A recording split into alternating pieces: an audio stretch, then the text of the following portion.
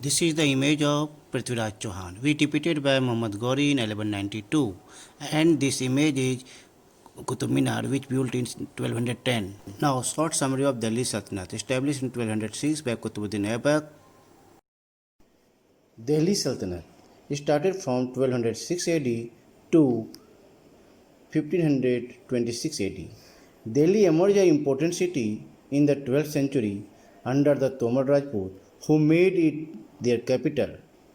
They were defeated by Chauhan in the middle of the 20th century. Delhi's commercial success can be attributed to the Jain merchants who lived in the city during the reign of Tomar and Chauhan. Delhi Sultanate began in the 13th century. This marked the transformation of Delhi into a capital that controlled many areas of the subcontinent. The Turkish invader soon became the new ruler of India. Muhammad Ghori defeated in 1192 during the second battle of Tarain Prithviraj Chauhan. Means Prithviraj Chauhan defeated by Muhammad Ghori in second battle of Tarain, which held in 1192. And after the death of Muhammad Ghori, Qutbuddin Aibak became the Sultan of Delhi Sultanate. He established his capital in Lahore. Delhi Sultanate is also known as slave dynasty. Qutbuddin Aibak rose to prominence after his master's death in 1206. He consolidated his power through matrimonial alliance. Since he was a slave, he had a difficult time in suppressing inter-rebellion. Qutbuddin Aibak started the construction of Qutub Minar in memory of Sufi Sant Qutbuddin Bakhtiyar Kaki. He died in 1210, the playing horse polo at Lahore. And that's after Iltutmish was slave of Aibak, later became his son-in-law, consolidated his position as a ruler by creating a group of 40 power novels, which is called Chalisa.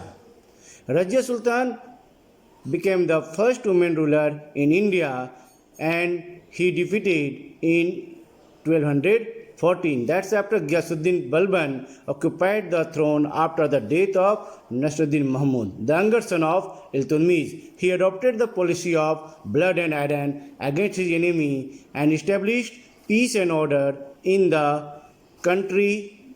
Means Ghiyasuddin Balban introduced the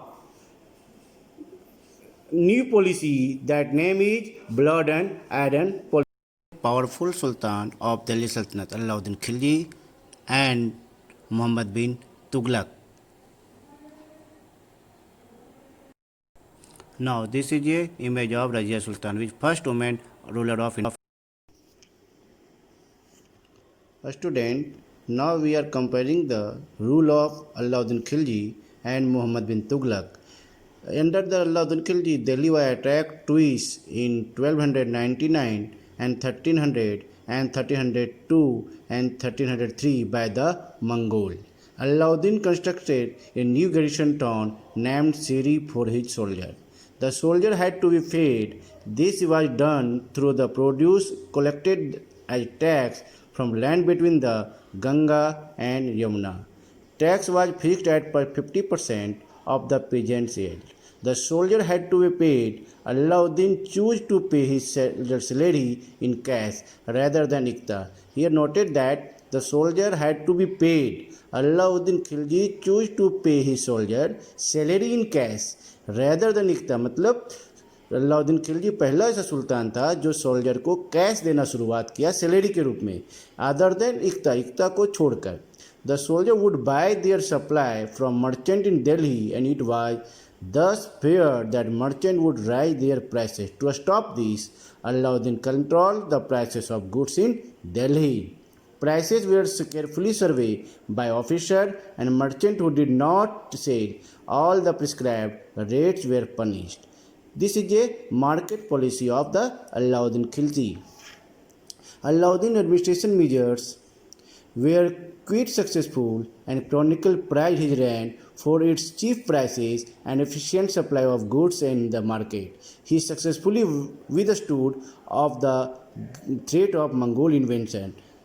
And the Muhammad bin Tughlaq, the Sultan was attacked to the early year of Muhammad Tughlaq's reign. The Mongol army was defeated. Rather than constructing a new garrison town, the oldest, the fort city of Delhi, was impacted of its residents of the soldier garrisoned there. The residents of the old city were sent to the new capital of Daulatabad in the south. Produce from the same area was collected as tax to feed an army, but to meet the expense of maintenance such an army, the Sultan levied additional taxes. They coincided with famine in the area. So, increasing of tax in Doab region is failure. Muhammad bin Tughlaq also paid his soldiers cash salary, but instead of controlling price, he used a token currency. Here you noted that Muhammad bin Tughlaq introduced the token currency somewhat like present day paper currency, but made out of cheap metal, not gold and silver. People in the 14th century did not trust this coin. So the token currency was failure.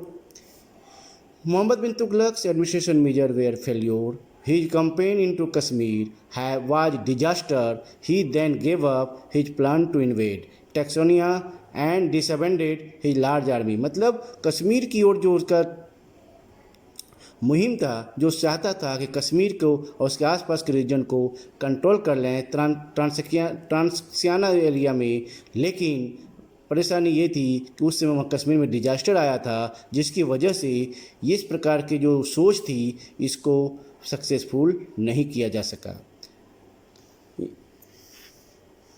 So here the Muhammad bin Tughlaq and the Alauddin Khilji, two important rulers of Delhi Sultanate. Now means in the last, Ibrahim Lodi was the last ruler of Delhi Sultanate, and during the first battle of Panipat, Babur defeated to Ibrahim Lodi and established new dynasty, new empire, that is Mughal Empire. In short, you look the summary of different dynasty in Delhi Sultanate. Thank you.